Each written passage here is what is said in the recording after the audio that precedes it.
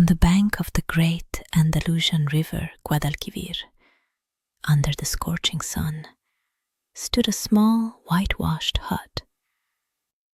In it lived an old fisherman named Juan and his wife.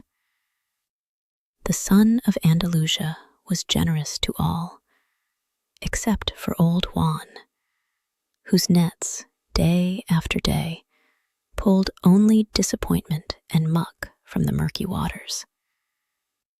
He toiled from dawn till dusk, but the catch was meager.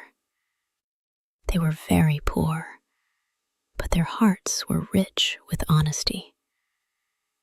They never grumbled about their fate, and were always ready to share their last flatbread with someone who was even poorer. Every evening, Juan returned home tired, with empty hands, but with an unquenchable hope in his soul. One particularly sweltering afternoon, when Juan was completely desperate, his old net tightened with such force that it nearly pulled him into the river. The old man, straining his last bit of strength, gruntingly pulled it ashore. In the nets thrashed a single fish, but what a fish it was! Its scales shimmered with all the colors of the rainbow, as if studded with 1,000 precious stones, and its large, intelligent eyes looked at him with almost human reason. Juan froze, forgetting his fatigue and the heat. This was not just a catch, and the river, which until then had given him only empty nets, had suddenly become generous and thrown a treasure at his feet that all the kings of the world could not buy.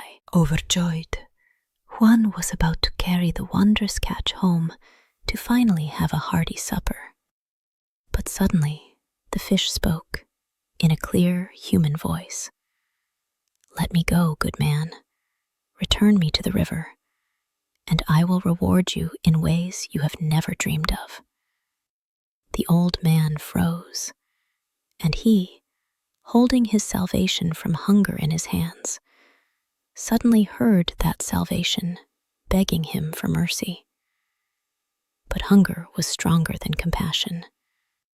"Forgive me, beautiful fish," Juan said, shaking his head, "but my wife is waiting for me. We have not eaten for 2 days." The fish sighed heavily. "Well, I accept my fate. But listen to my final instruction, so that my death brings you not only satiety, but also eternal happiness." Astonished, Juan, holding his breath, listened to its quiet but commanding voice. "When you get home," said the fish, "divide me with a sharp knife into 6 equal parts. Give 2 parts to your wife. Let her eat them for supper. Give 2 parts to your faithful mare that stands in the stable. Give 2 parts to your hunting dog that sleeps at the threshold." It was not giving him its body, but its magic, dividing it among all who were dear to this poor but honest man. "And my scales, every single one," it added. "Collect them and plant them in the garden under your bedroom window. And wait." With these words, the fish fell silent, and the light in its eyes went out. Astonished and saddened, the fisherman brought the fish home and told his wife about the miracle that had happened. She listened to him with surprise, but seeing the seriousness on her husband's face, she helped him with everything. They performed this strange ritual, not fully understanding its meaning, but with faith that a miracle that could speak could not have lied. The wife ate her 2 parts, They gave 2 to the old mare and 2 to the faithful dog. Afterwards, Juan carefully collected every rainbow scale and buried them in the garden under their bedroom window. They went to sleep, not knowing what to expect. Time passed. After the due time, the fisherman's wife gave birth not to 1, but to 2 twin sons, absolutely identical, strong and handsome, like 2 young heroes. The old couple's joy knew no bounds. But the miracles did not end there. At that very same hour, their old mare gave birth to 2 identical foals, swift and slender as the wind, and their hunting dog to 2 identical puppies, brave and strong as 2 little lions. The whole poor hut was filled with new, young, and strong life.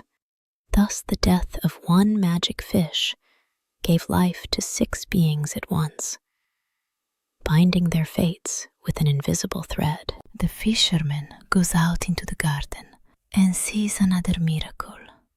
There, where he had planted the rainbow scales, 2 slender, tall little trees had grown overnight, the likes of which he had never seen.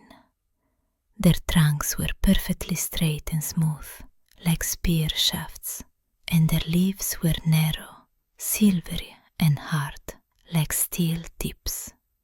And the garden, which before had given them only meager vegetables, had now grown for them 2 spears, capable of piercing any darkness. Juan understood that these were not ordinary trees, but magical weapons intended for his sons.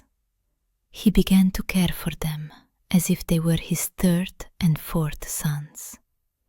20 years flew by. The twins, named Rodrigo and Diego, grew into mighty and noble knights. They were so alike that even their own mother sometimes confused them. Their horses grew into invincible steeds, and their dogs into fearless helpers. When the time came, their father cut down the 2 magical trees for them, and they turned into light but indestructible spears. The brothers became the greatest heroes in all of Andalusia. They protected the weak, punished robbers, and their names were on everyone's lips. Thus, the sons of a poor fisherman, born of a miracle, became knights whose fame was brighter than the scales of their magical mother. One evening, after another victory over robbers, the older brother, Rodrigo, was sitting and cleaning his magic spear.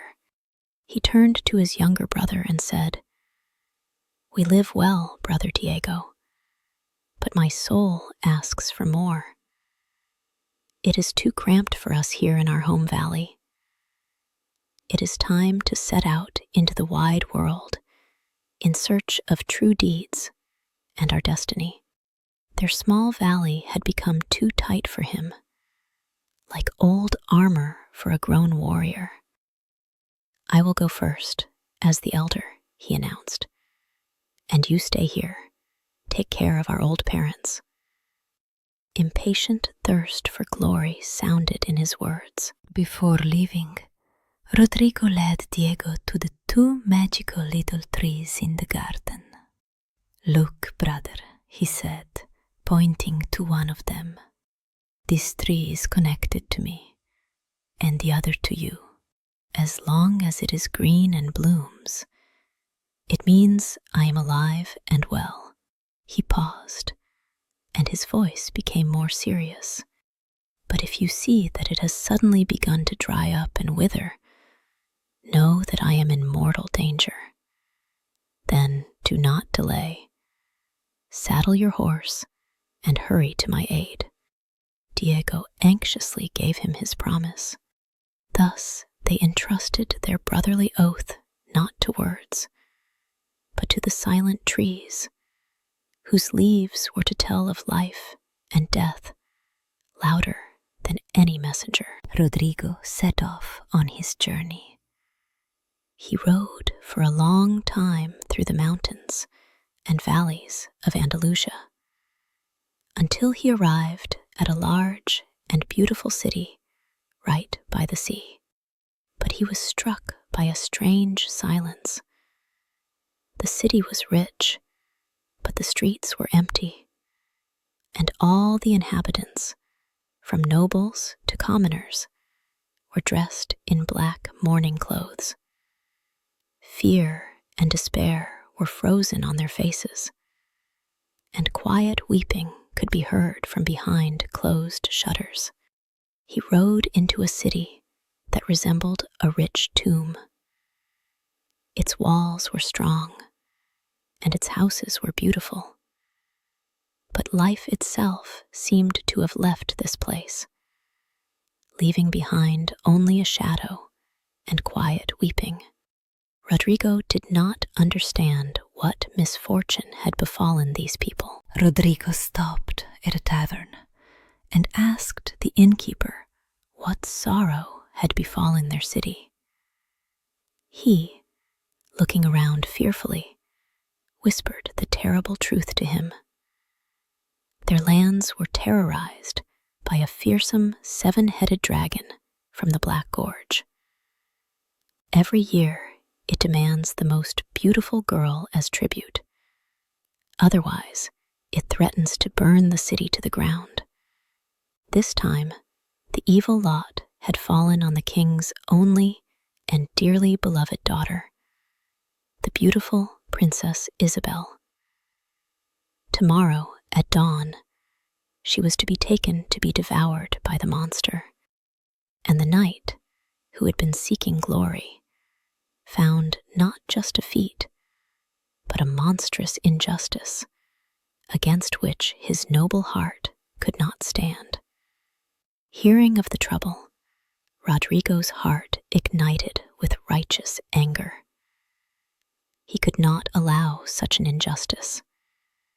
Immediately, he went to the royal palace, which was plunged in mourning, and appeared before the grief-stricken king. "Your Majesty," he said loudly and firmly, "I, Rodrigo, a wandering knight, challenge the dragon to a fight.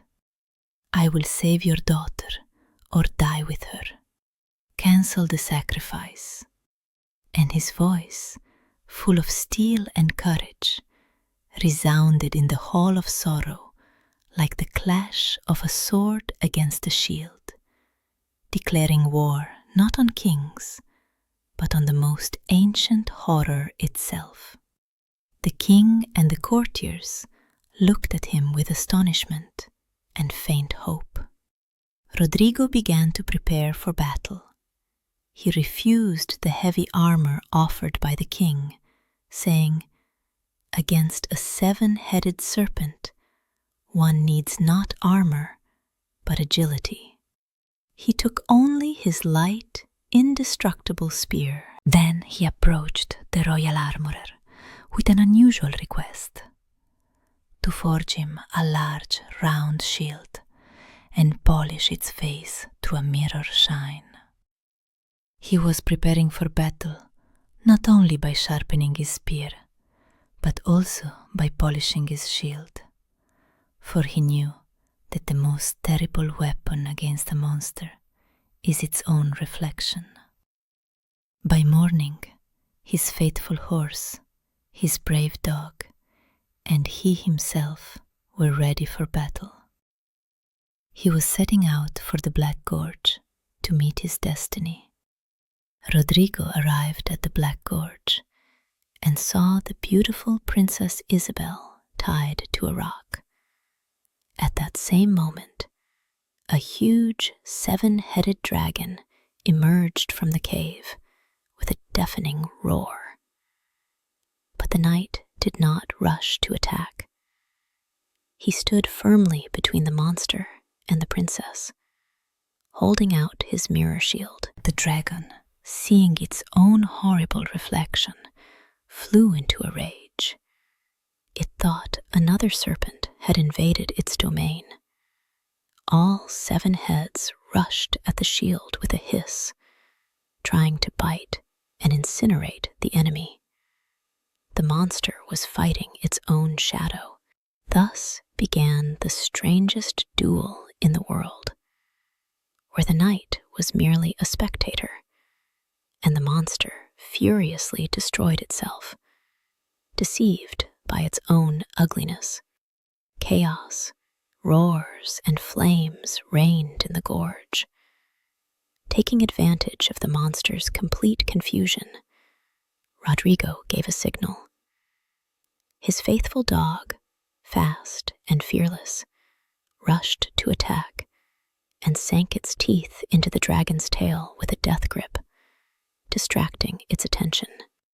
While the serpent tried to shake it off, Rodrigo, on his swift horse, galloped up from the side.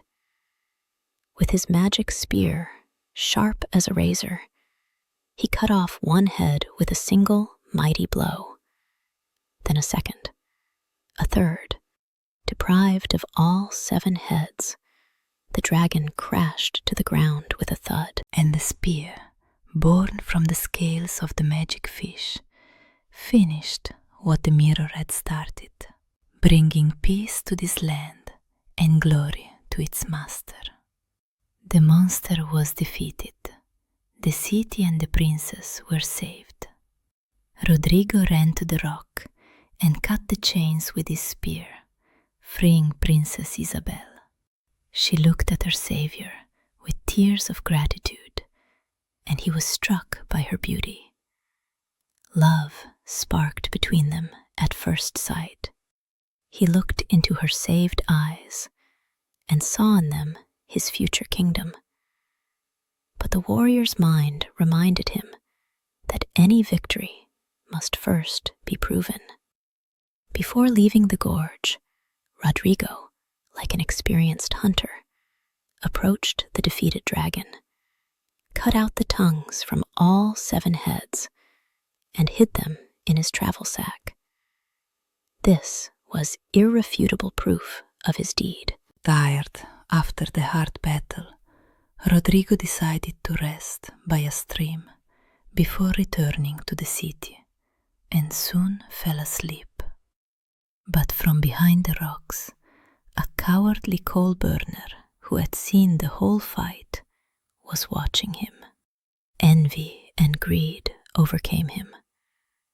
Thus the cowardice that hid in the shadows during the battle crawled out into the light to steal the laurels won by another's courage. While the knight slept, the coal burner cut off all 7 of the dragon's heads, loaded them onto his cart, and brought them to the palace. He loudly declared himself the victor. The king had his doubts, looking at the pathetic liar, but the heads were compelling proof. Reluctantly, he promised him the princess in marriage. Rodrigo wakes up, discovers the theft, and, understanding everything, hurries to the palace.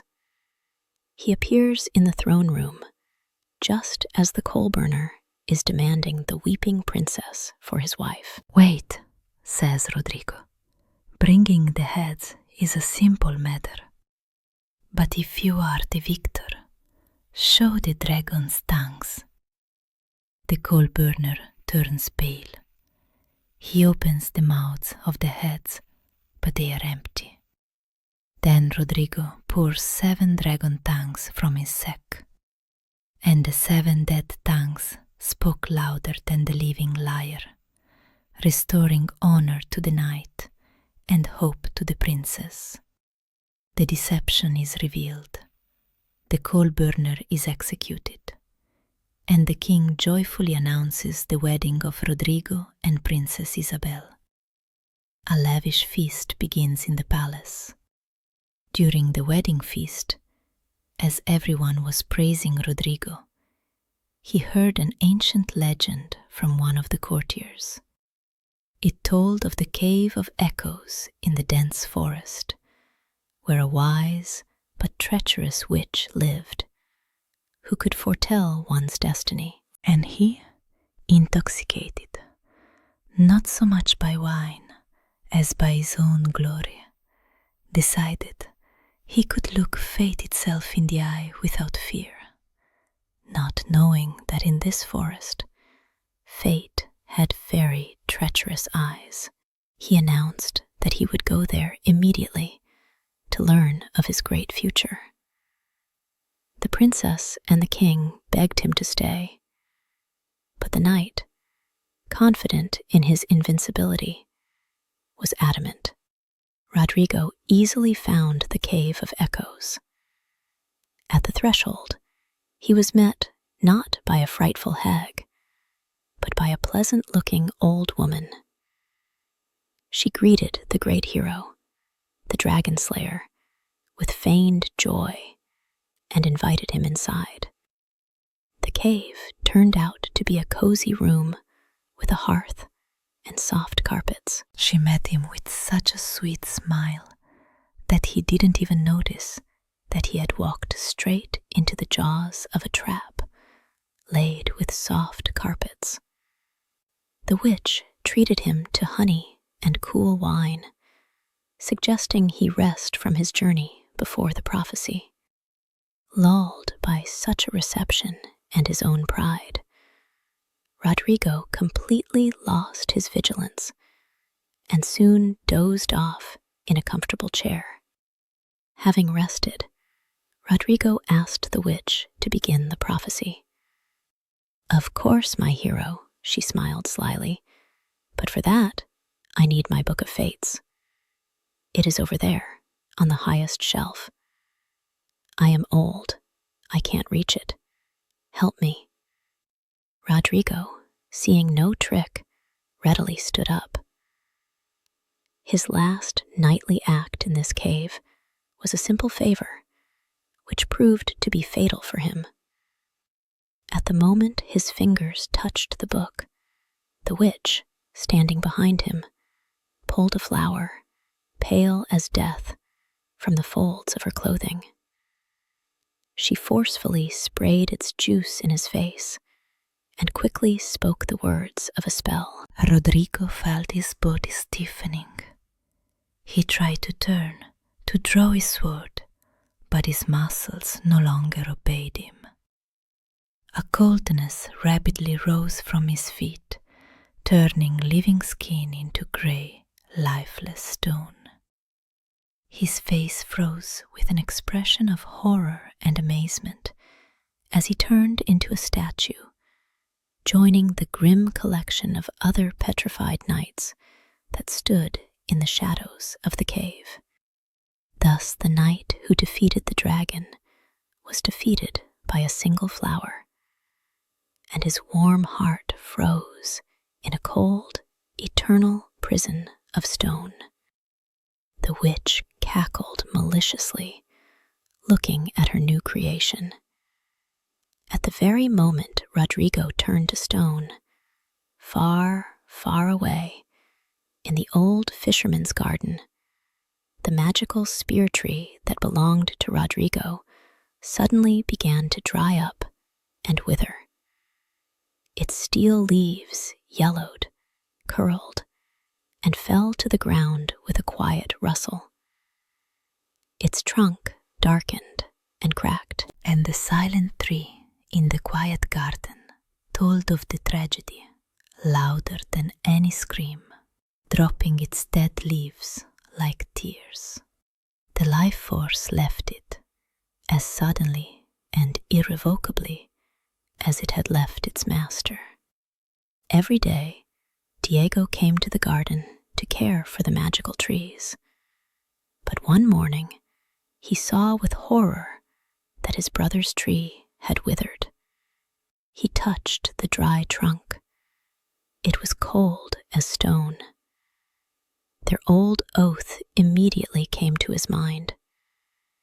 He understood that Rodrigo was in mortal danger. His heart clenched with grief and anxiety. The dead tree became for him both news of sorrow and a battle standard, calling him to set out on a journey immediately. He had to find and save his brother. Diego did not waste a day or an hour.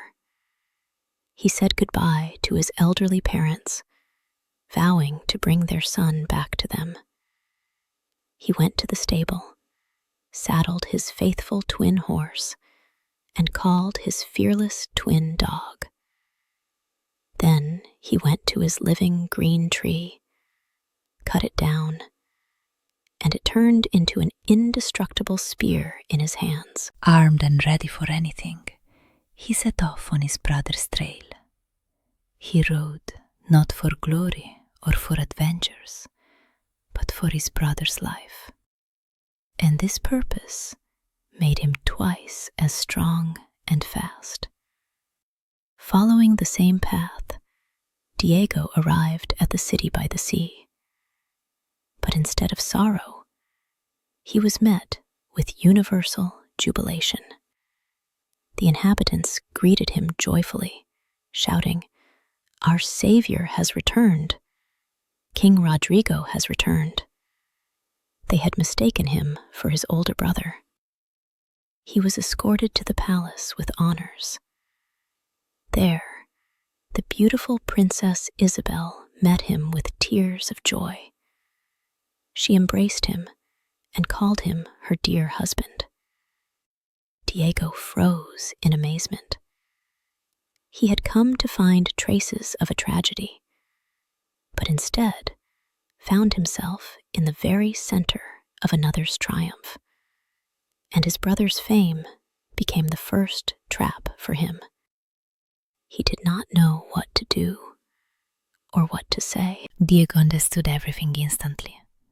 His brother had performed a great deed here, saved the princess, and was supposed to become her husband.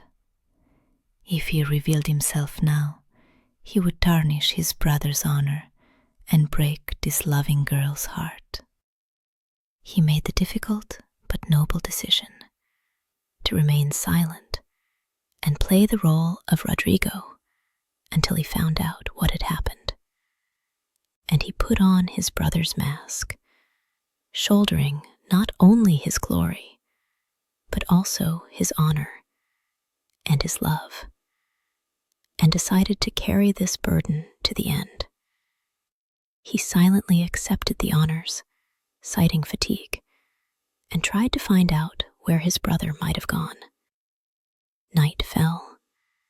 The ladies in waiting, according to custom, escorted Diego to the princess's luxurious chambers.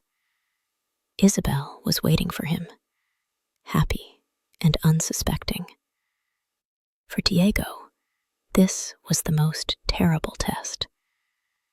He had to enter the bedroom of his brother's woman, who believed him to be her husband. He went to the bridal chambers as if to a battlefield, where he would have to fight not a dragon, but his own conscience and his brother's honor.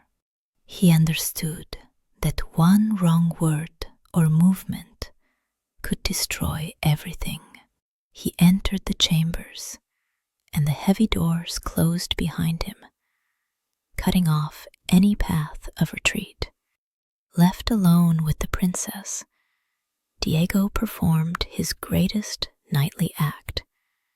He walked to the luxurious bed, drew his sword from its sheath, and laid its naked blade right down the middle, between himself and the princess.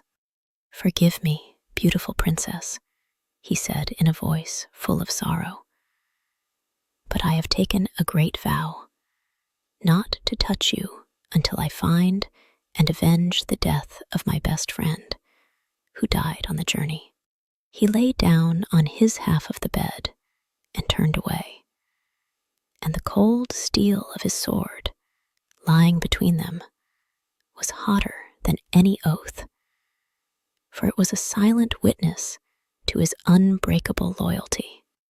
The sword lay between them like a wall of ice, guarding his brother's honor. Princess Isabel was surprised and saddened, but seeing his grief, she respected his knightly oath. She tried to comfort him. Diego, seizing the moment, began to ask cautiously, "Do you know where your husband might have gone after our wedding?" He said he wanted to test his fate, but did not say where. And he, under the cover of feigned grief, began to carefully unravel the tangle that had led his brother to true disaster. He asked if she had heard of any dangerous or magical places in the area where such a brave knight as her husband might have gone. The princess, after thinking for a moment, remembered. "Yes," she said.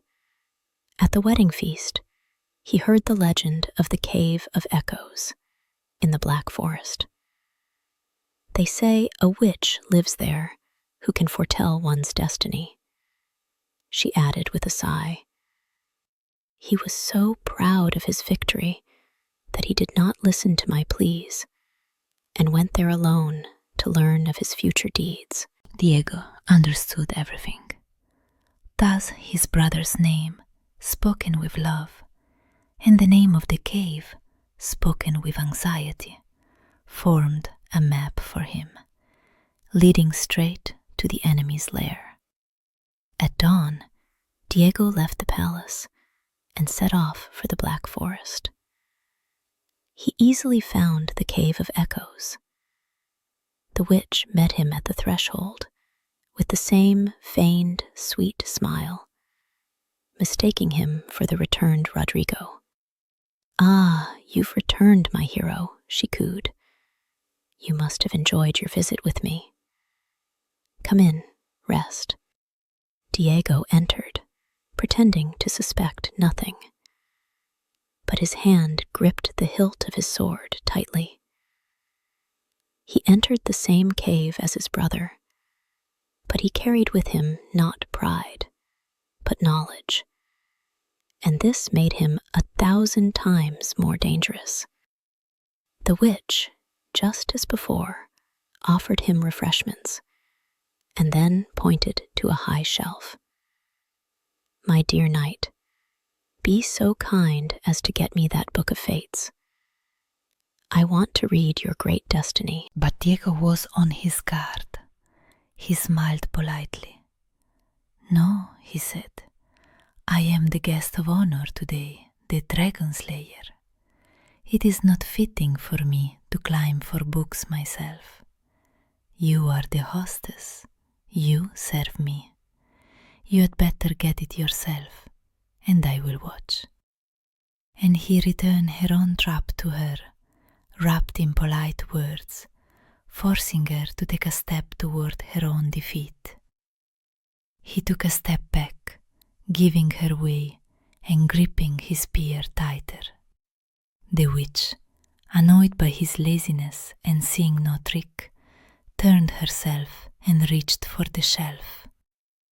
At the very moment she stood on her toes, distracted, Diego acted. He snatched the pale flower from the folds of her clothing and sprayed its juice in her face. With a piercing scream, the witch collapsed to the floor. Her magical power vanished, and she turned into a powerless, wrinkled old woman.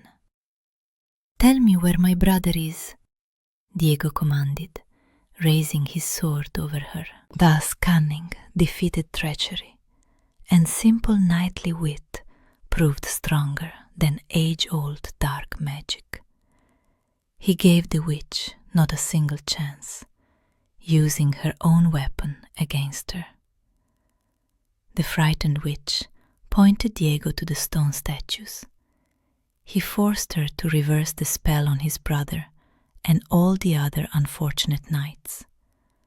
The two twin brothers, alive and unharmed, embraced. They returned to the palace together. What joy it was for Princess Isabel when she found her true husband. Diego told everyone about his deed of honor, about the sword on the bed, and everyone, especially the princess, admired his nobility. They held a double celebration. Rodrigo remained to rule in that kingdom with Isabel, and Diego, refusing all honors, went on in search of his own adventures. Thus, one brother conquered a kingdom with strength, and the other fame with nobility, and both of them, born of a single miracle, found their own deserved destiny.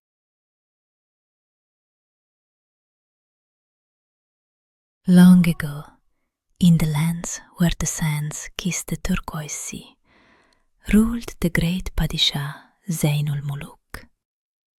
His wisdom was as deep as the ocean, and caravans brought treasures from all over the world. The Padishah had 5 sons.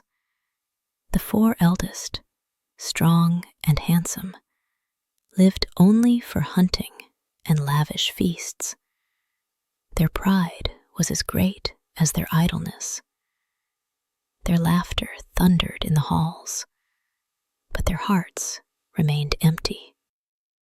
But the youngest, Prince Taj ul Muluk, was different. Brave and skillful, he valued not the clinking of coins, but the wise word and quiet counsel of the viziers. And while the elder princes sought their reflection in the gleam of golden goblets, the youngest sought it in the wise and loving eyes of his father. But one day, a shadow fell upon this prosperous kingdom. Waking up in the morning, the great Padishah Zain ul Muluk saw that the bright colors of the world were veiled in a gray haze. With each passing hour, the darkness in his eyes thickened like a premature sunset, and by evening, the world for him had turned into a bottomless night. Horror and despair seized the king, imprisoned in the dungeon of his own body. And this darkness consumed not only him. The feasts ceased, the music fell silent, and laughter died away in the palace corridors, replaced by mournful whispers. The entire kingdom plunged into mourning, along with its ruler. Thus, the sun went out for the king, and following him, the sun of joy began to fade in his entire prosperous kingdom. Hearing of the misfortune, the best healers and sages from all over the world flocked to the Padishah's palace, from Persia, India, and distant China. They examined the king, applied the rarest potions, and read ancient treatises, but the darkness in his eyes did not recede. Despair almost consumed hope, and when all earthly sciences proved powerless, the last hope came from the lips of one who could read not only books, but the very signs of fate. It was a gray-haired dervish who had lived 100 years in the desert. "This is no ordinary illness, O great Padishah," he said. "It is the result of dark magic. Only one remedy in the world can heal your eyes: the magical Rose of Bakavali." "Tell us about this rose, wise man," the Padishah implored, and his sons repeated this request. And the elder told a legend as old as the world. The Rose of Bakavali grows in the forbidden garden of a beautiful and powerful fairy in the distant land of Iram, hidden from mortal eyes behind 7 lifeless deserts. Her garden is surrounded by a wall of sparkling diamonds, and the gates are guarded by terrible divs, demons who incinerate with a single glance anyone who dares to approach. The fairy herself is ruthless to those who disturb her peace. For thousands of years, the dervish finished, and his voice became as quiet as the rustle of sand. Not a single mortal who set out in search of the flower has returned from there alive. It was not just a rose, but a dream, guarded by nightmares, a treasure for which one had to pay not with gold, but with life itself.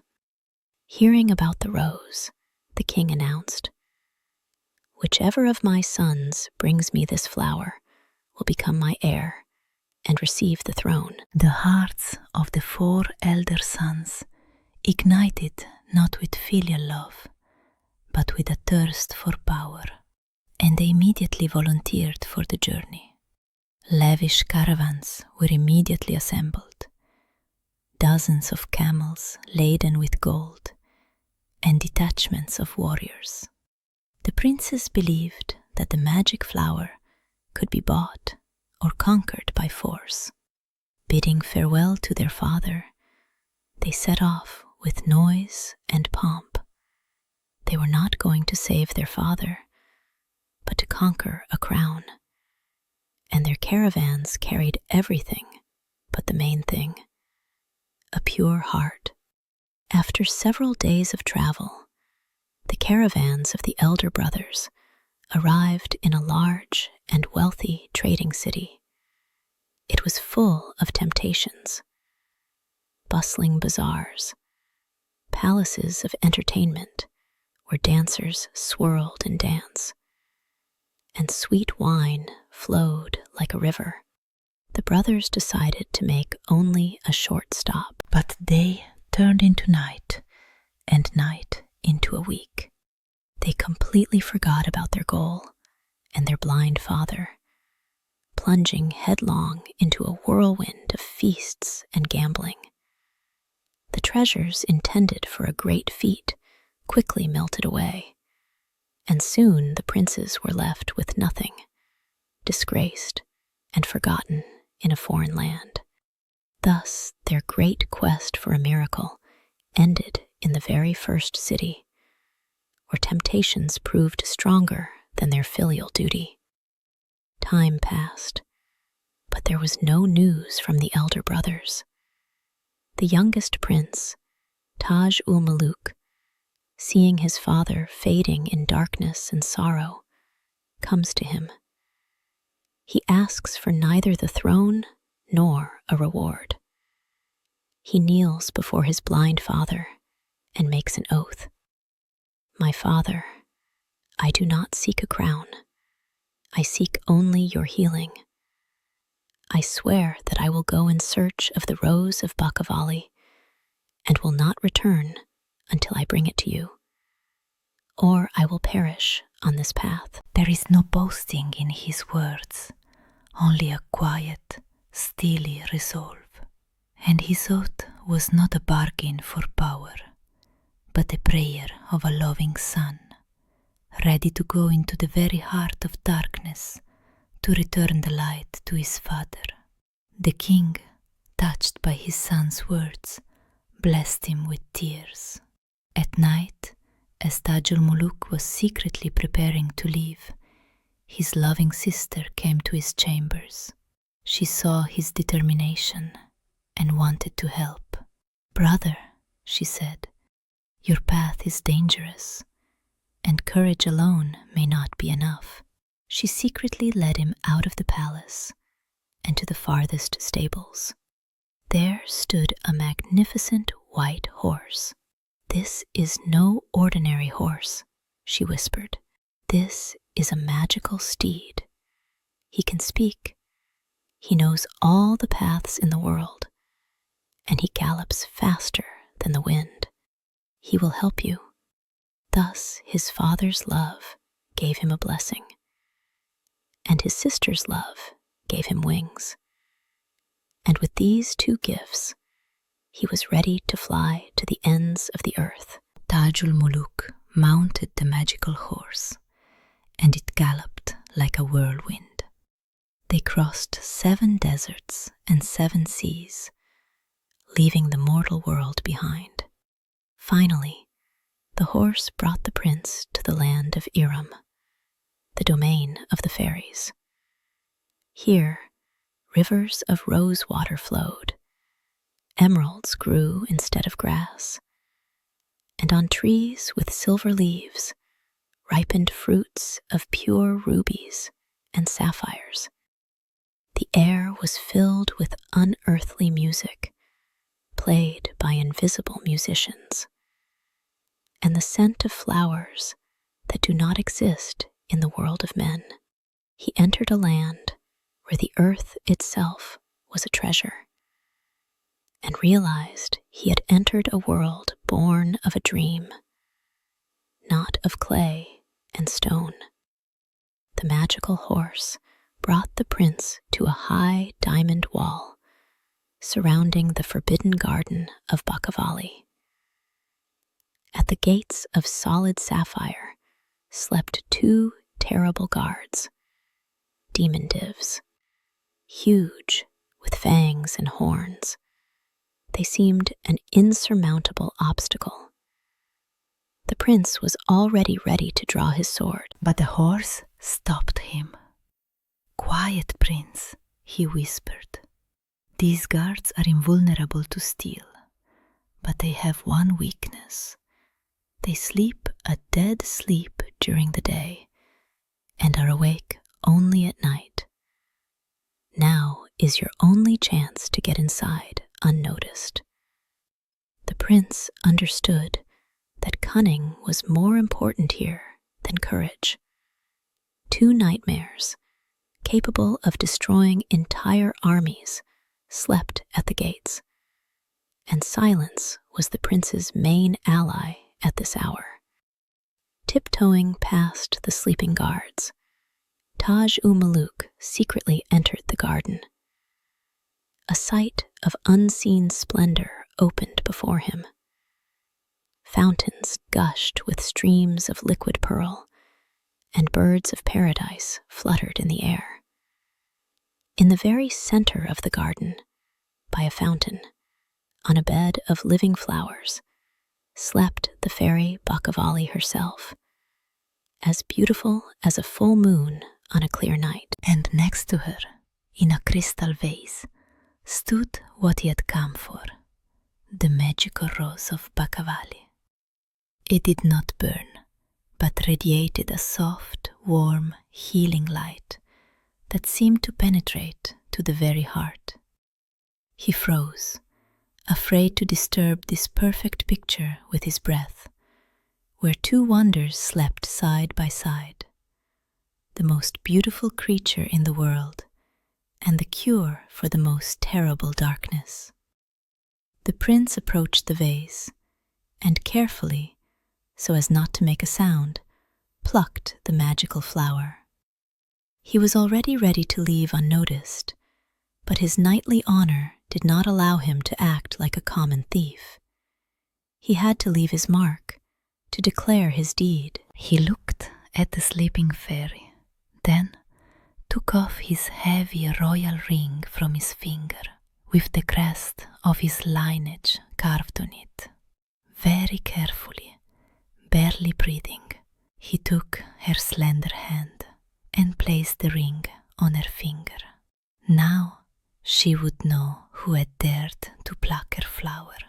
He took her flower, but in return he left his name, turning the theft into a challenge and the escape into an invitation to a chase.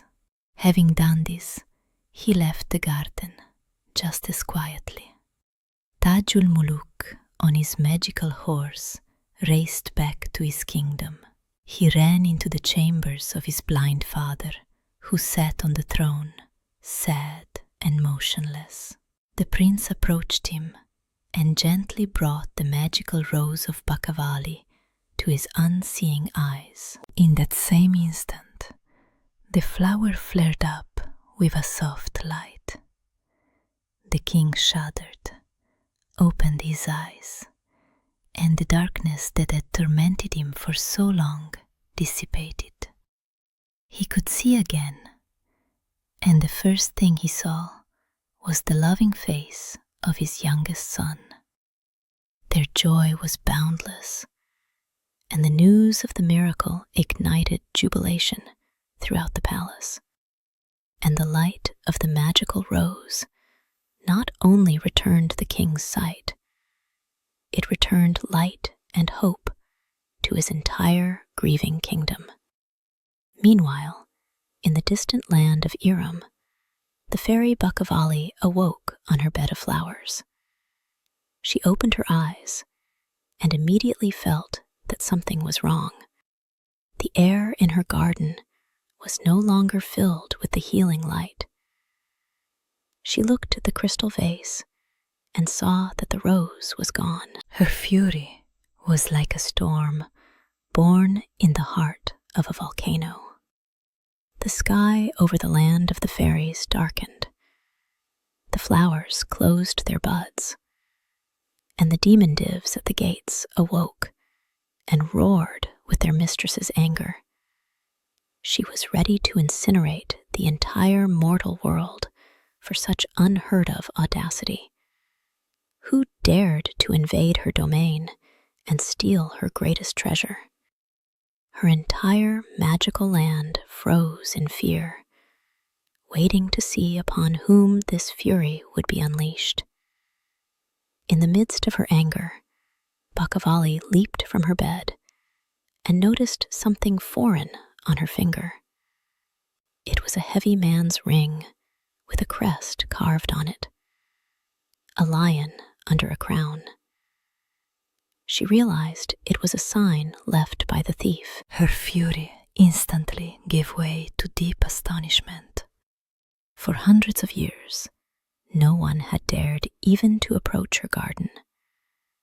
And this mortal had not only penetrated inside, but had the audacity to leave her his sign.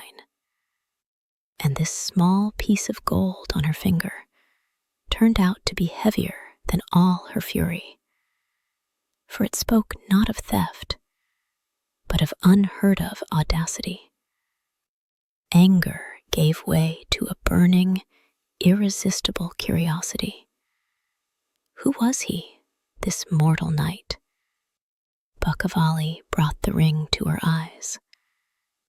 With her magic, she saw the image of the one who wore it, a brave and noble youth. She imagined his deed. He had passed the sleeping demons, but after plucking the flower, he did not flee like a coward, but left his sign, throwing down a challenge to her.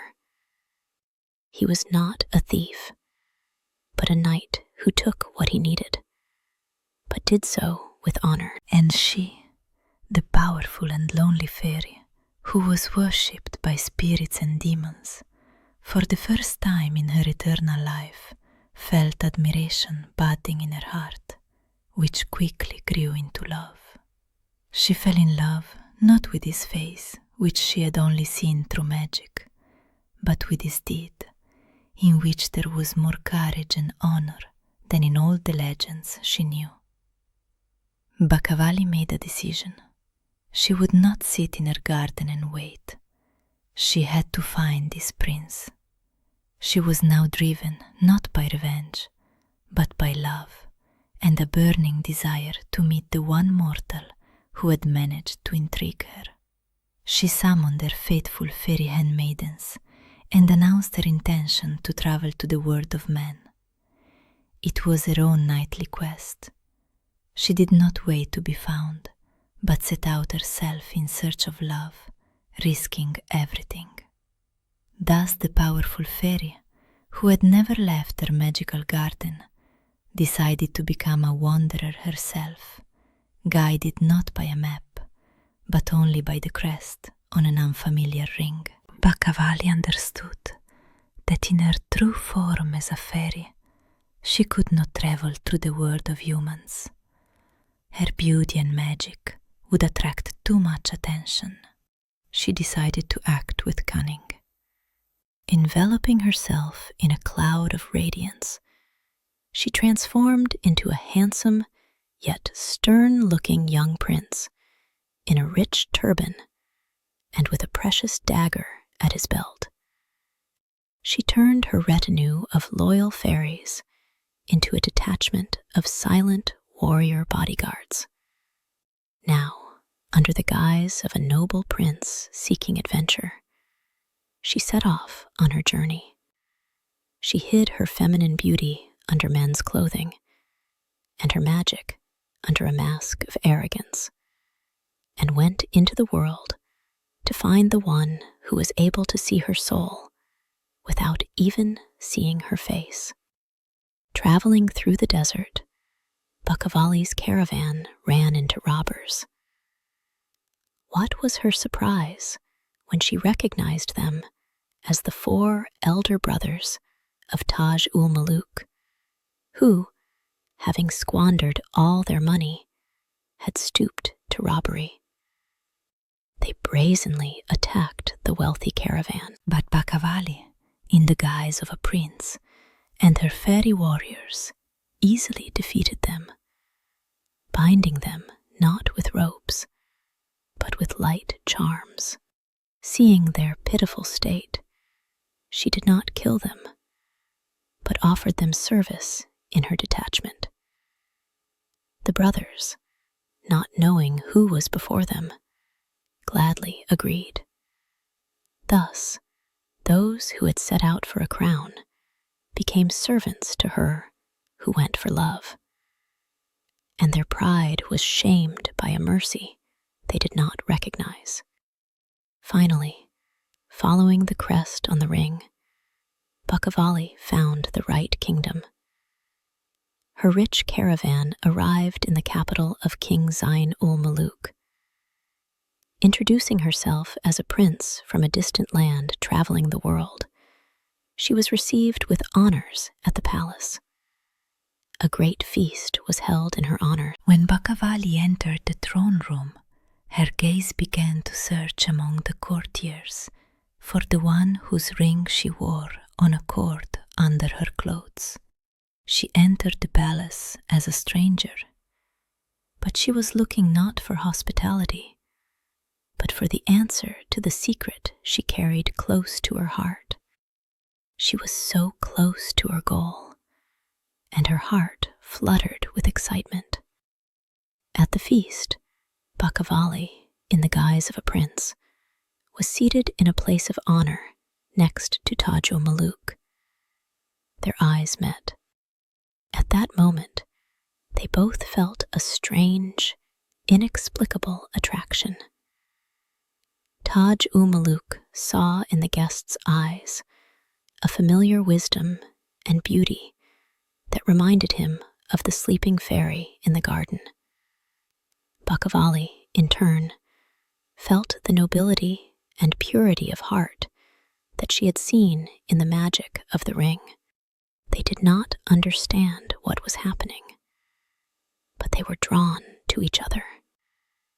Their eyes met, and 2 souls, one in a male guise, the other with a heart full of mystery, recognized each other through all the masks and spells. To test her guess, Bakavali decided to give the prince a test.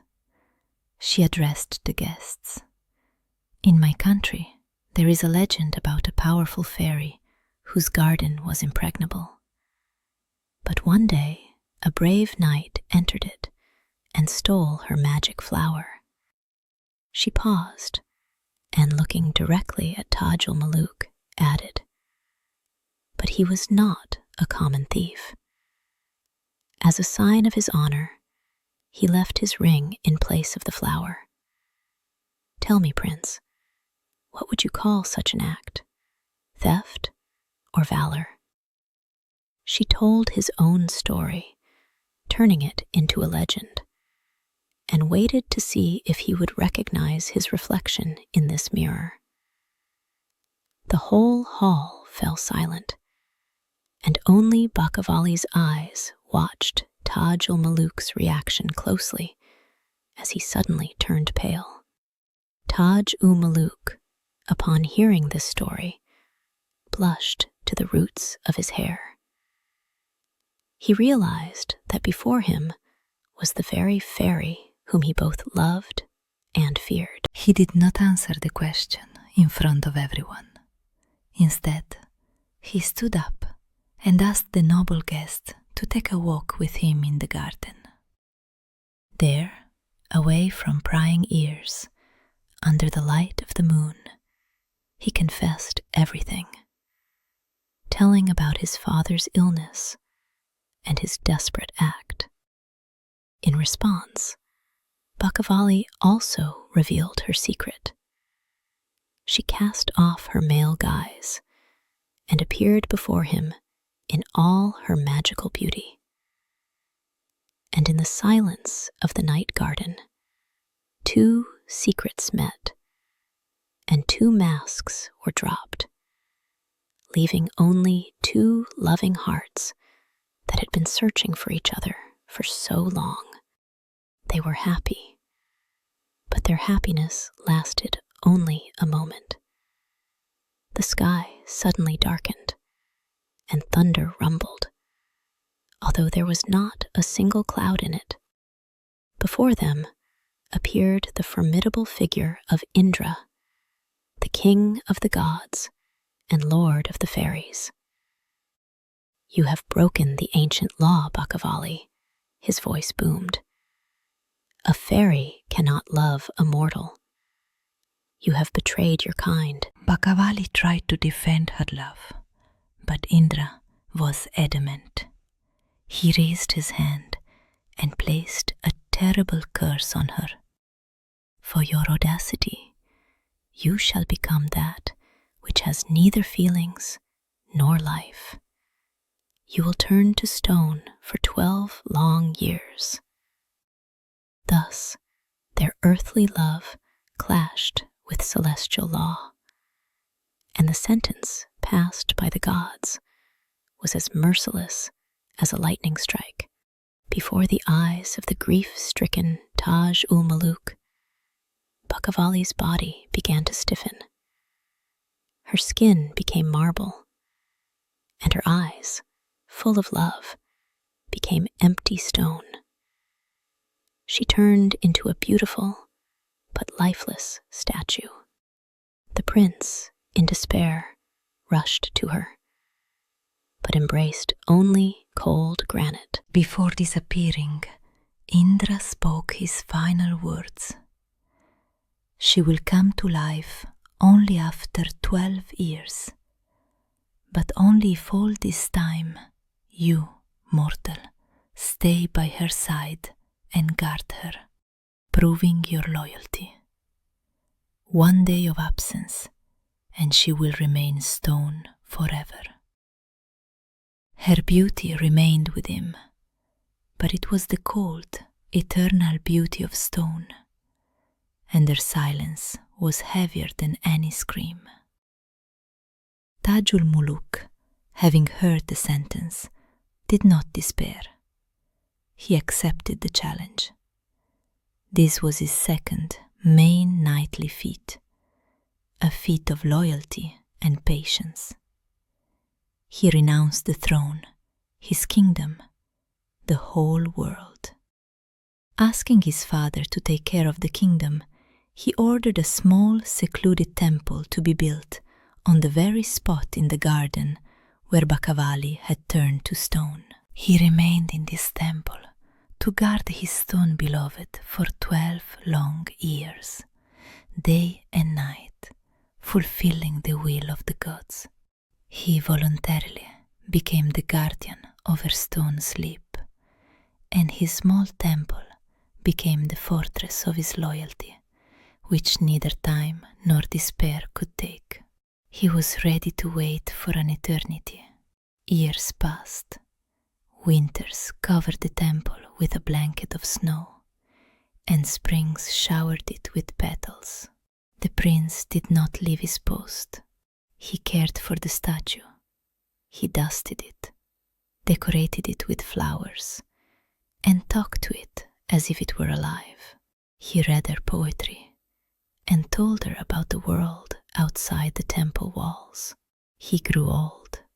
His hair turned gray, and wrinkles appeared on his face. But his gaze, directed at the statue, remained just as loving and devoted. The world changed. Kings grew old, and kingdoms fell.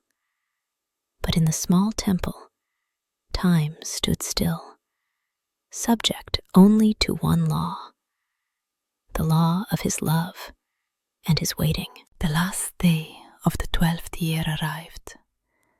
The prince, who had turned into a grey-haired, stooped old man, felt that his strength was failing. He was afraid he would not leave until midnight, until the moment of her awakening. He sat at the foot of the statue, resting his head on her cold stone knees. "I endured, my love," he whispered. "I kept my word. Now it is your turn." He had walked his 12-year path to the very end, and now, on the last step, his only enemy was time itself, which threatened to overtake him by just a moment. He closed his eyes, ready to die at her feet, having fulfilled his oath. Exactly at midnight, the temple was illuminated by an unearthly light. Before the aged prince, the mighty figure of Indra, the king of the gods, appeared again. Indra looked at the grey-haired old man sleeping at the feet of the stone statue, and his face, previously angry, softened. He saw that the mortal had not just fulfilled the condition, but had shown such loyalty and love that was worthy of the gods. "You have won, mortal," he said in a quiet but powerful voice. "Your loyalty proved stronger than my anger and firmer than my laws." And the god who had once come to judge returned to witness a miracle that was greater than his own justice. Indra stretched out his hand and touched the stone shoulder of the statue. In that same instant, the grey stone began to glow from within with a warm, pearly light. It became transparent, then soft, and now before the prince stood not a statue, but his living and unharmed beloved, the fairy Bakavali. She opened her eyes as if from a long sleep, and the first thing she saw was the grey-haired old man sleeping at her feet. She recognized their prince in him, and kneeling down, understood the sacrifice he had made for her. Tears welled up in her eyes, and each tear that fell on his hair shone brighter than any star. Thus, the cold stone that had preserved her beauty for 12 years gave it back to the world, warmed by the loyalty of one mortal heart. Bakavali saw what time had done to the prince. Her eyes filled with tears of gratitude and love. She bent over him and kissed his forehead. Her magical tears, falling on his face, returned his youth and strength. Before her eyes, the grey disappeared from his hair, the wrinkles smoothed out, and he once again became the same young and brave prince she had fallen in love with. He awoke from her touch and saw before him his living, beautiful beloved. With his loyalty, he had saved her from the stone. With her love, she had saved him from old age. And her tears, born of gratitude, turned back time, proving that the magic of love has no age and no barriers. Indra, seeing all this, smiled.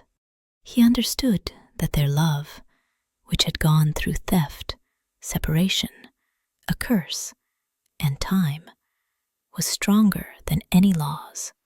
He descended to them and gave his divine blessing. That which has withstood the will of the gods will henceforth be under their protection, he pronounced.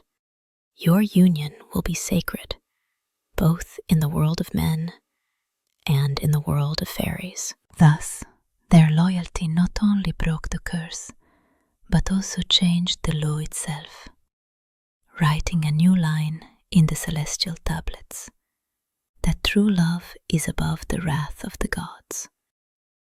With these words, he disappeared, leaving them alone, happy and free. Taj-ul-Muluk and Bakavali returned to the palace. They were met by the king, now deeply aged, but having waited for his son. His joy and amazement were boundless when he saw his son young again, and beside him, a bride of unearthly beauty. The entire palace rejoiced. 12 years of sorrow and waiting had finally ended, and the old king, who had already despaired of seeing his son again, in one day gained not only him, but also youth in his eyes, and eternal spring in the beauty of his bride. The elder brothers, who had long since returned to the palace, saw Taj-ul-Muluk's triumph. Hearing the story of his 12-year vigil and incredible loyalty, they were ashamed of their lives spent on empty amusements. They approached their younger brother and asked for forgiveness for having considered him weak. And they finally understood that while they had wasted their years, their younger brother had lived an entire eternity. And in that eternity, he had gained a wisdom they never had. Taj-ul-Muluk, whose heart was full of happiness, embraced them and forgave them, reuniting the family. The most magnificent wedding the world had ever seen was held at the palace. Not only kings and princes from the world of men came to it, but also fairies, spirits, and good magicians from Bakavali's world. 2 worlds, the world of men and the world of fairies, celebrated together, united by the love of their rulers. The feast resounded throughout the world, and wine flowed like a river. Thus, the mortal prince and the immortal fairy joined their destinies, and their wedding became a bridge between 2 worlds, built of the pure gold of love and loyalty. Taj-ul-Muluk became king after his father. He ruled wisely and justly with his beautiful fairy queen, Bakavali. Their reign was long and happy, and their love was eternal. And the story of the Rose of Bakavali and of the love that was able to conquer both the wrath of the gods and time itself became the greatest legend of their people. It reminds everyone that the most daring knightly act is not to steal a treasure, but to have the courage to answer for it, and that the greatest valor is loyalty, which fears neither stone nor time, for they proved that even a 12-year night cannot extinguish the light of love if it is guarded by a faithful human heart.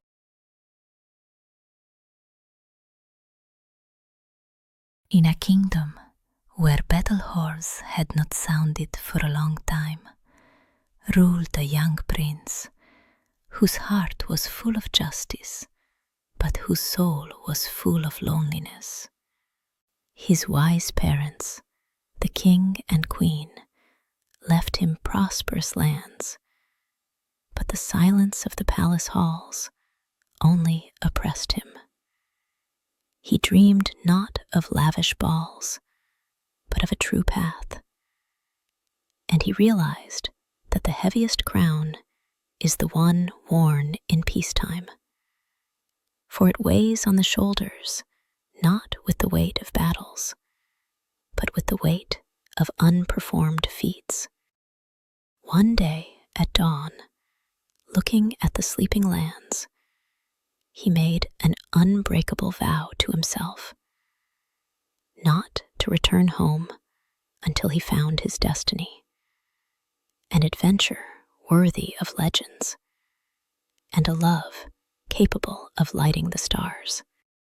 Handing over the reins of power to his loyal advisor, the prince left the castle, becoming an ordinary wanderer. His path lay through bustling cities, where in one of the taverns, steeped in smoke and other people's stories, he heard a sad tale from merchants. Far to the north, beyond the misty mountains, stands the impregnable Iron Castle.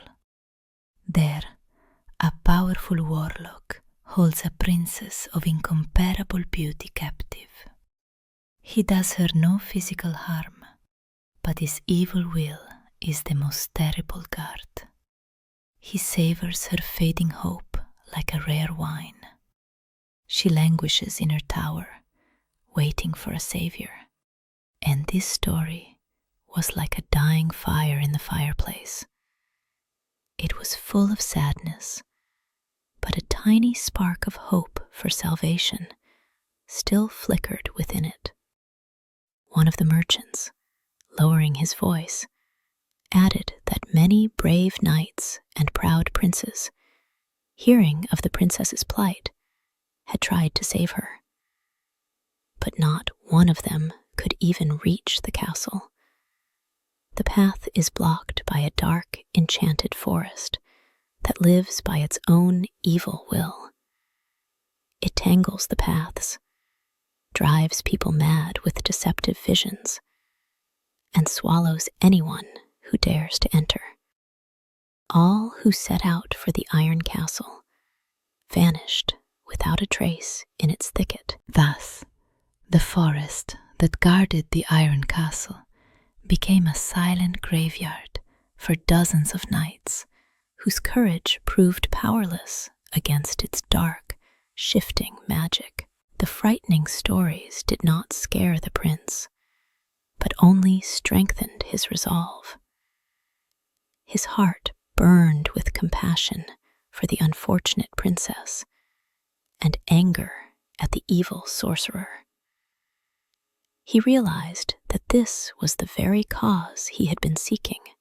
He stood up and loudly, for the whole tavern to hear, made a knight's vow to free the princess from captivity or die trying, and his vow rang out in the smoke-filled tavern as clearly and loudly as the clash of a sword against a shield.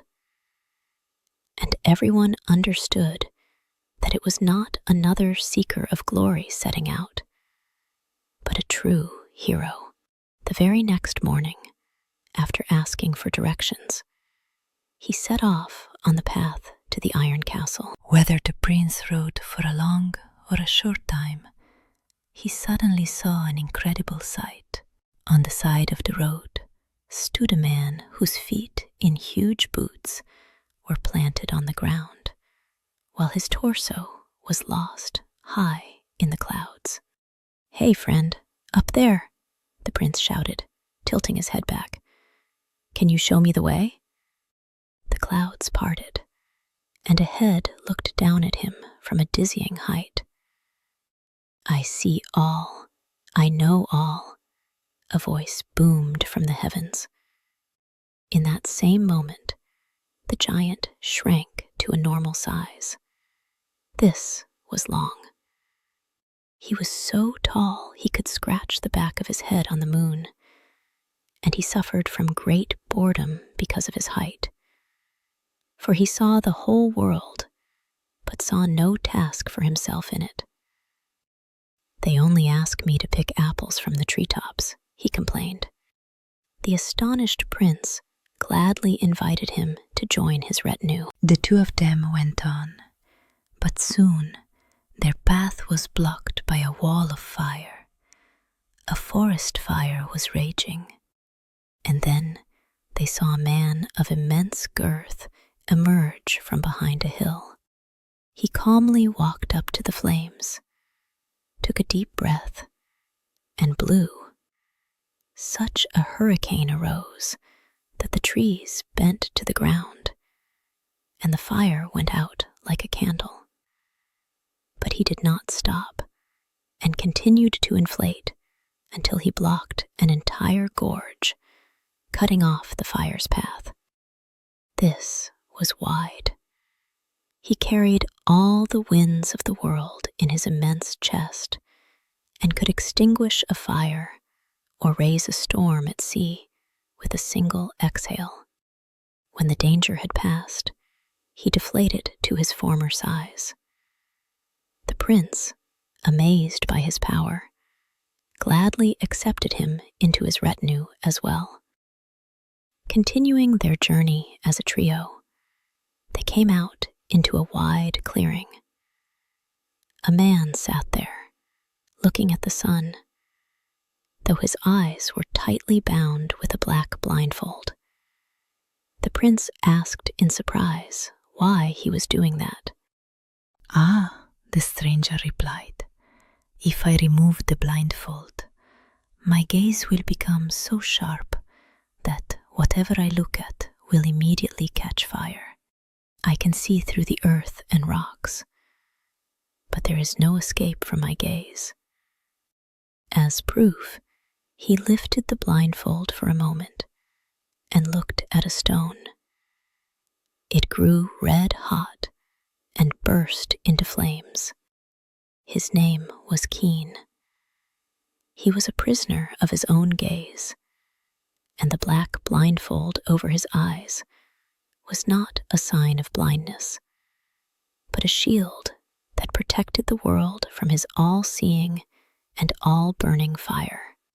The prince realized that such a gift would definitely be useful to them. Now there were 4 of them. The noble prince, long, wide, and keen. The prince told them of his goal, to save the princess from the warlock's clutches, and asked for their help, not as servants, but as friends. His companions, who had suffered all their lives from their useless power, gladly agreed. At last, their gifts had found a worthy, knightly purpose. They swore allegiance to the prince, and all together they set off for the Iron Castle. Thus, 4 loners became one force, and the group, which might have seemed like a troupe of traveling circus performers, was in fact the most powerful army the world had ever seen. The path led them to that very dark, enchanted forest in which all previous heroes had perished. It stood as an impassable wall, its trees intertwined, no paths visible, and strange, deceptive whispers came from the thicket. Before them stood not just a forest, but a cunning trap, where every tree was a liar, and every path led to nowhere. The prince stopped his companions. He understood that to go head-on was certain death. He turned to Keen. "My friend," he said, "now it is your turn to show your skill. Ordinary eyes cannot be trusted here." Keen stepped forward. He asks everyone to step back and for a moment lifts his black blindfold. And his gaze, like lightning, pierced the darkness of the enchantment, separating truth from lies, and in the thicket full of deception, he saw the single thread of truth. He saw not trees and leaves, but the magical currents of the forest, all the false paths and illusory clearings. And amidst this chaos, he found one single path, thin as a hair, invisible to ordinary eyes, that led straight through the forest. "I have found the way," he says calmly, lowering the blindfold again. Led by Keen, they passed safely through the forest. But at the exit, a new obstacle awaited them. A wide and turbulent river, with neither a bridge nor a ford. The prince turned to Wide. "Now your help is needed, friend," he says. Wide nods, walks to the river, and lies down on the ground. He takes a deep breath and begins to drink. The river visibly shallows, and soon only a wet, silty bottom remains, across which they easily cross to the other side. Having crossed, Wide spits all the water back out. After crossing the river, they saw the final obstacle before them, a sheer cliff, on top of which stood the grim iron castle. "My turn," says Long. He begins to grow, stretching taller and taller, until his hands rest on the edge of the cliff. He turns into a living ladder. The prince, Wide, and Keen climb up him one by one, and the cliff, which had been an insurmountable wall for all the knights of the world, became for them just the last step, which they overcame with the help of loyalty and friendship. When everyone was at the top, Long shrank to his normal size.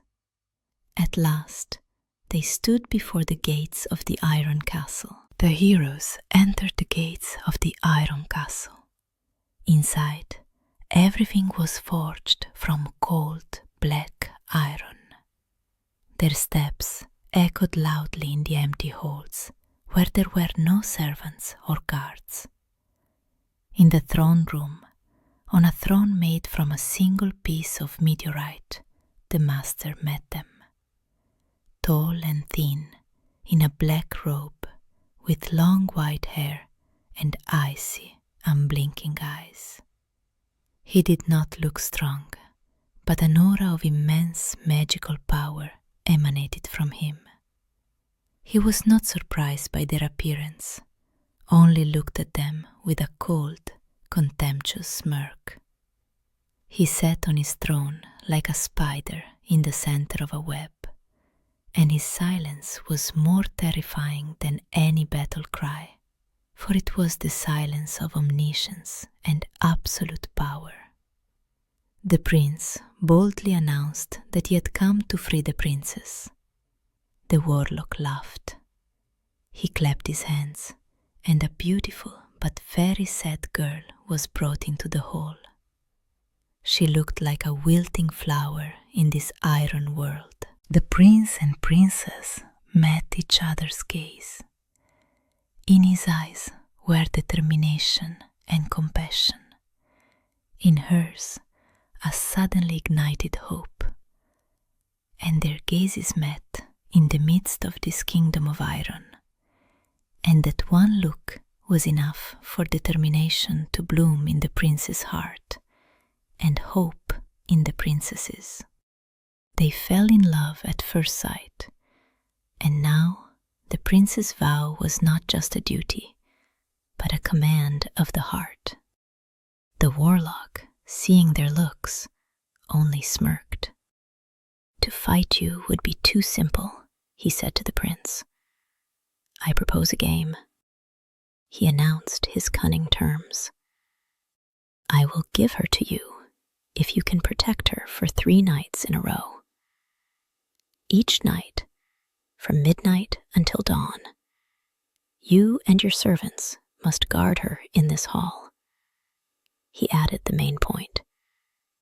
"But if by morning she is not beside you, you all, you and your strange friends, will be turned into iron statues and will remain forever in my castle as a lesson to other fools." He offered them not a battle, but a riddle, not a duel of swords, but a duel of wits, confident that his magic was more cunning than any human courage.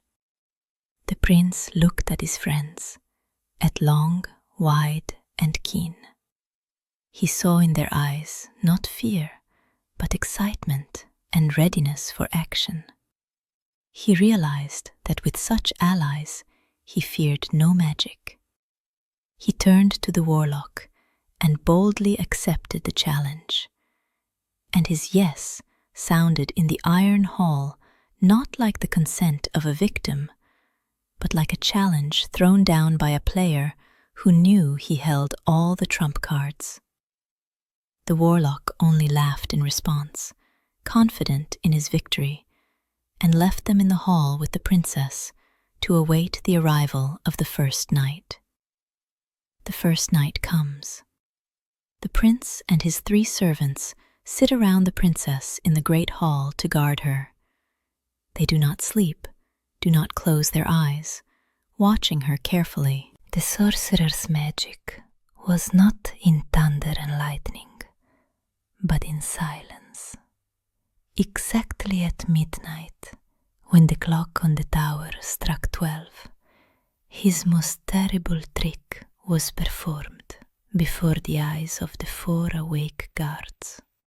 The princess, without a flash or smoke, simply dissolved into the air. In her place on the throne lay only a single golden acorn. The prince was in despair. He did not understand how it had happened, or what to do now. The prince is in despair, but his servants are calm. "Do not grieve, master," says Keen. "Nothing can hide from my sight." He goes to the window, and for a moment lifts his black blindfold, and his gaze, for which there were neither walls nor distances, flew through the night like a faithful falcon, and in the blink of an eye it found the lost prize. "I see," he says a second later. "The sorcerer is cunning. She didn't disappear. She became that very acorn. And he moved that acorn to the very top of the tallest oak tree in your home kingdom, 100 miles from here." 100 miles? The prince gasps. "We'll never make it before dawn." "That's my job," says Long with a smile. He steps out of the castle onto the cliff. He takes 1 step, and his legs stretch for a mile. A second step, another mile. In a few steps, he reaches the prince's home kingdom. For him, 100 miles were just a couple of steps, and the tallest oak was no higher than a roadside bush. He finds that very tree, stretches to his full height so that his head is above the clouds, and carefully, with 2 fingers, plucks the golden acorn from the very top. Long returns just as quickly and places the golden acorn on the table in front of the prince. They calmly wait for morning. At dawn, the warlock enters the hall with a triumphant smirk. But his smirk changes to a grimace of fury when he sees the golden acorn on the table. He had come to take their souls, and instead found his own lost game on the table. And the sight of this small victory was more bitter to him than the strongest poison. Before his eyes, the acorn flashes with light and turns back into the beautiful princess who smiles at her savior. The first night is won. The second night arrived. The warlock, enraged, decided to hide the princess even more securely. The prince and his servants guarded her in the hall again. Exactly at midnight, she disappeared again. This time, the sorcerer's magic was quiet and clean, like the work of a thief who leaves no tracks, no witnesses, only an emptiness where the stolen treasure was. She simply dissolved into the air, leaving nothing behind. The task became more difficult. The prince looked at his friends with anxiety. Now they had to find something that had no form, no name. The prince turned to Keen again. He again lifted his blindfold. This time he looked not into the distance, but straight down at his feet, into the stone floor. And the earth became as transparent as glass for him, and he saw the secrets hidden in its stone heart as clearly as others see clouds in the sky. "I see," he says. This time he hid her even more cunningly. She has become a precious ruby in the golden crown of the Stone King, who sleeps in the very heart of the Black Mountain at a depth of 1,000 cubits. The task seemed impossible, but the heroes acted as one team. Long took Keen on his shoulders, and in a few steps reached the Black Mountain. "Now you," he said. Keen lifted his blindfold and fixed his gaze on the cliff. The stone began to melt from his gaze, and he burned a narrow, deep tunnel into the mountain, leading directly to the cave of the Stone King. "Now me again," said Long. He stuck his thin, rope-like arm into the red-hot tunnel, felt for the crown of the sleeping giant in the darkness, and carefully, with 2 fingers, removed the ruby from it. Thus, one pierced the mountain with his gaze, and the other with his hand, and their combined strength proved to be the key that could open the deepest and darkest lock in the world. They returned to the castle and placed the ruby on the table. In the morning, the warlock came. Seeing the precious stone, his face changed. Each of their victories was not just a defeat for him, but a personal insult, and his hatred grew like a crack in a rock, threatening to bring down the whole mountain. Before his eyes, the ruby flashed with light and turned into the princess. The sorcerer looked at the prince and his strange servants with hatred and a dawning fear. He did not understand how they were managing it. "One last night remains," he hissed, "and this time you will not win." The third, final night arrived. The warlock decided to hide the princess in the most inaccessible of all elements. Exactly at midnight, she turned into a small golden ring before everyone's eyes and disappeared.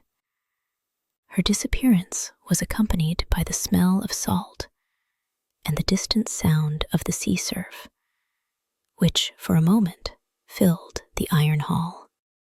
This time, he hid her not on the earth and not under the earth, but in the bottomless cradle of the world, in the element from which all life came and to which mortals have no entry. The prince understood that this was the most cunning of all trials. The prince turned to Keen one last time. He went to the window, from which the distant sea was visible, and lifted his blindfold.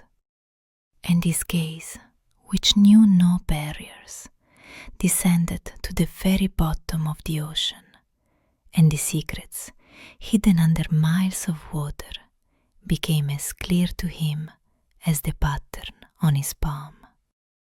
"I see," he exclaimed, "the trickster. He hid her at the very bottom. She has become a golden ring on the finger of the sea princess, a mermaid who lives in a coral palace at the bottom of the deepest gorge." This task required the efforts of the entire team. Long took the prince, Wide and Keen, and in a few steps carried them to the seashore. "Now me," said Wide. He lay down on the sand and began to drink the sea. The water receded, exposing the bottom. "Now me," said Keen. He pointed out the exact spot where the mermaid's coral palace was located. "And me again," said Long. He stretched out his arm, reached the palace, found the sleeping mermaid, and carefully, so as not to wake her, removed the golden ring from her finger. Thus, one crossed the distance, another drained the ocean, a third pierced the depths with his gaze, and a fourth retrieved the treasure. And their 4 gifts, merged into one, became a force capable of defeating any magic. Wide spits the sea back out. They return to the castle a moment before dawn and place the ring on the table. In the morning, the warlock enters. Seeing the ring, he freezes in place. He looks at the ring, then at the prince and his servants. On his face is not fury, but a quiet, cold realization. And in that moment, he understood that his magic, capable of hiding and transforming, was powerless against simple friendship and loyalty. And this defeat was more terrible to him than death itself. The ring flashes with light before his eyes and turns into the princess, who looks at the prince with love. The warlock, unable to accept his defeat, flew into an indescribable rage. His cold composure was replaced by animalistic malice. Thus, the losing player decided to flip the board, and his cunning, having been defeated, gave way to blind, destructive fury. He no longer wanted to play by the rules. "I have lost the trials," he hissed, "but I will not give her up. If I can't have her, then no one will." He threw up his hands, intending to incinerate them all with one final, deadly spell. He decided to destroy both the victors and the prize itself. The warlock began to chant a terrible spell, transforming into a huge black raven with an iron beak and claws. He rushed towards the princess to grab her and carry her away, and then destroy the castle. But he poured all his hatred into his final spell, and this hatred turned out to be such a poison that not even his own dark soul could withstand it. The magic he summoned proved too strong for him. Unable to withstand such an onslaught of malice, his new body of iron and darkness crumbled to dust with a loud cry. Thus evil, unable to defeat good, destroyed itself. The huge black raven, without even managing to take flight, burst in the air with a loud clap, like a thunder strike. Thus, the great and terrible warlock ended his path, turning into nothing, into a handful of smoke carried away by a draught, and not a trace of all his powerful magic remained. The warlock disappeared. Silence fell in the hall. The heroes looked at the spot where their enemy had just been. The battle is over. As soon as the sorcerer disappears, his evil spells begin to dissipate. The grim iron castle begins to change before their very eyes. The black iron of the walls lightens and turns into white, shining marble. The barred windows swing open, letting in the sunlight, and the walls, which had been forged from fear and iron, suddenly became light and bright, as if they were built from morning clouds and sunbeams. The castle fills with warmth and air. The curse is lifted. The princess, who had been standing aside all this time, was now completely free. The seal of sadness left her face, and it was illuminated by a happy smile. She approached the prince, her savior. She took his hand and looked at him with boundless gratitude and love. "You saved me," she said simply, and in her eyes he saw not just the gratitude of a captive, but the love of a queen who had found her king. The prince realized that he had found what he had set out for, his love, and his destiny. The prince, the princess he saved, and his 3 loyal servants left the transformed castle. The journey home was easy and cheerful. The enchanted forest turned into an ordinary, bright grove. He had left his kingdom as a lonely adventurer and returned as a triumphant hero, leading his love by the hand and accompanied by his loyal, wonderful retinue.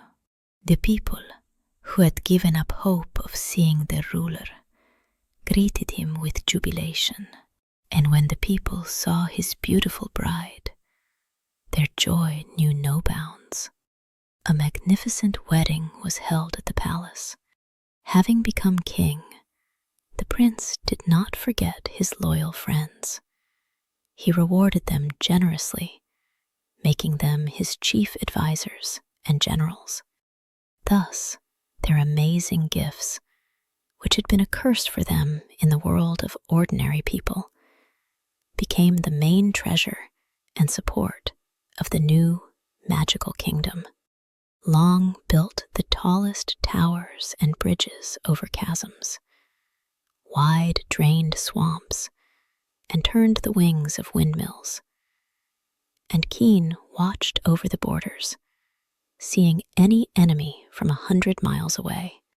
Each of them found a peaceful and noble use for their gift, and their service was the best reward. The young king and his beautiful queen ruled long and wisely, and their kingdom prospered. Their amazing story became a legend about how the most powerful sorcery is powerless against true friendship, courage, and ingenuity, and about how the strangest talents become the greatest strength when united by a noble purpose.